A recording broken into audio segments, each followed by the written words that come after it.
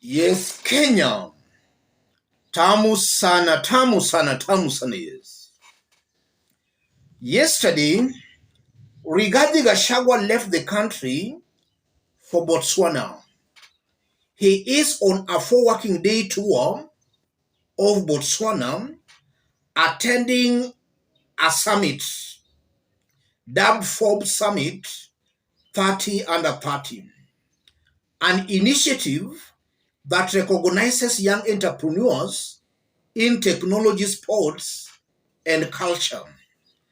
I just don't know whether Rigathi was the best person suited to represent Kenya in such kind of a summit. But that's a story for another day.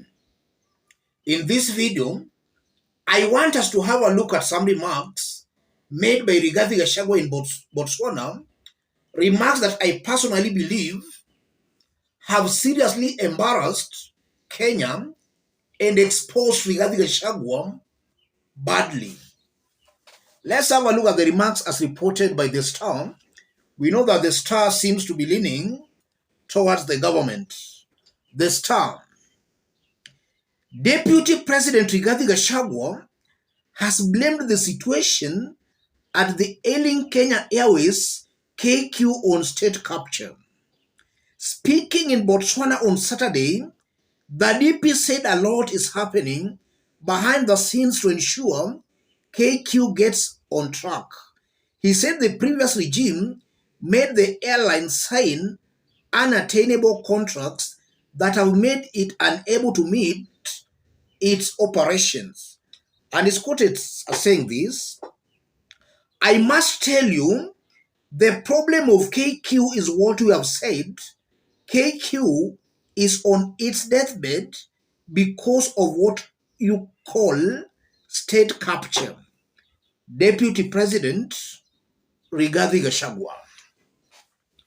So Rigathi is reiterating in Botswana that KQ is under state capture, and that's why it can't perform well. That's why it's on its deathbed. State capture. Those are remarks Rigathi Gachagua has been making even before the August 2022 presidential elections. He has been talking of state capture even when Uhuru Kenyatta was still the president. And now that they are in government, Rigathi is still talking about state capture. And to add salt to injury, he is making those remarks in Botswana. Yes. In this video, as usual, I want us to dig deep into these remarks by Rigathi Gachagua, in which I'll explain why I strongly believe Rigathi has seriously embarrassed Kenya and he has exposed himself as a political greenon, somebody not fit to hold the office of the deputy president. Before we dig deep into that, if you are watching us but you have not yet subscribed, subscribe, give this video a like. Let's continue. By Rigathi saying in a foreign land that KQ is under state capture, he has badly embarrassed Kenya and exposed Kenya as a corrupt country. Those remarks have the potential of dissuading even investors from coming to Kenya. So as a deputy president, Rigathi Gachagua should learn to tame his tongue more so when he's outside the country. And the same problem with Rigathi Gachagua is also with William Samoei Ruto. William Ruto is also fond of making some bad remarks against Kenya if he's outside the country. Some months back, Ruto was in the United States of America and in the UK, and he made some remarks insinuating on how some people had ganged against him, but he defeated them in the elections, and those people are still fighting him, not to deliver. Ruto, Rigathi Gachagua speaking, they seems to be chips of the same pot. They are not very careful with their words, and that in one way or the other is causing Kenya, or rather auguring very negatively for Kenya. And then secondly, it's very annoying to listen to Rigathi saying that KQ is under state capture, while we all know that Rigathi and William Ruto, this is their government. This is their limited company. So why is Rigathi still repeating this aspect of state capture?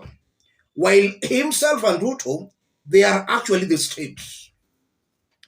I strongly believe that Rigathi is just confused and he does not understand what he's saying. Something tells me very strongly that this is a very excited person. A very excited person.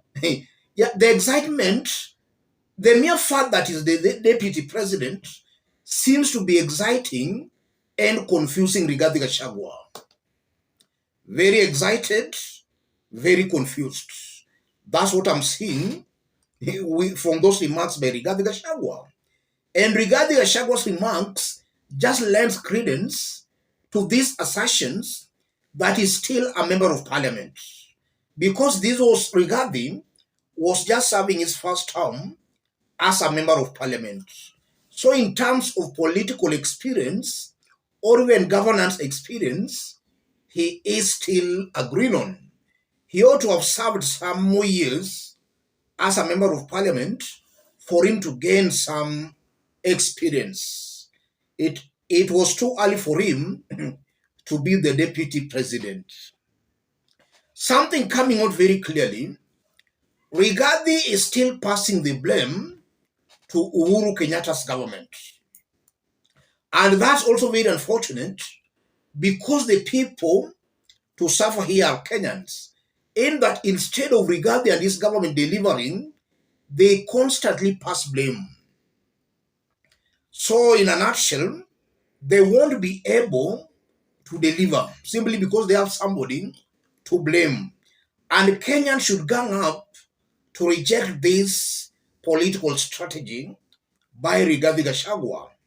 If Rigathi and Ruto believe they won the election, then Kenyans chose them at the expense of Uhuru Kenyatta's candidate because Uhuru never performed. So Rigathi should not be reminding Kenyans of that previous regime. Kenyans gave him the mandate because Uhuru never performed and his candidate was seen as was not going to perform as Uhuru Kenyatta. Rigathi should not be reminding Kenyans of the past regime. Kenyans should reject these political antics by Rigathi Gachagua and his team. And also from those remarks, you are seeing clearly a government that is admitting, this is an admission that they won't be able, or rather they are not able, to find a solution to what Kenyans are going through. In fact, if you dissect, if you analyze those remarks objectively, Rigathi is just telling Kenyans that the task is too much for them. They can't help Kenyans in finding a solution. So he's just admitting that tumeshindwa. The best thing therefore Rigathi and his team ought to be doing is to resign, because I strongly believe they are competent and so many Kenyan leaders who can occupy those positions. It's not alive and dead that it's Rigathi and Ruto should be there. Rigathi should resign, and if he can't resign, then the honorable thing for Kenyans to do is to demand for the resignation of Rigathi and William Ruto's government. Because this is a team that will do nothing in finding, or rather, this is a team that will do completely nothing in finding the solution Kenyans are yearning for. As I conclude, it's a fact this is a PR government. a government built on propaganda, and for the government to sustain that propaganda, it must still continue lying to Kenyans. It might be possible that the same government might be fleecing KQ and then pretending that the other regime is the one that actually fleeced the rather fleeced KQ.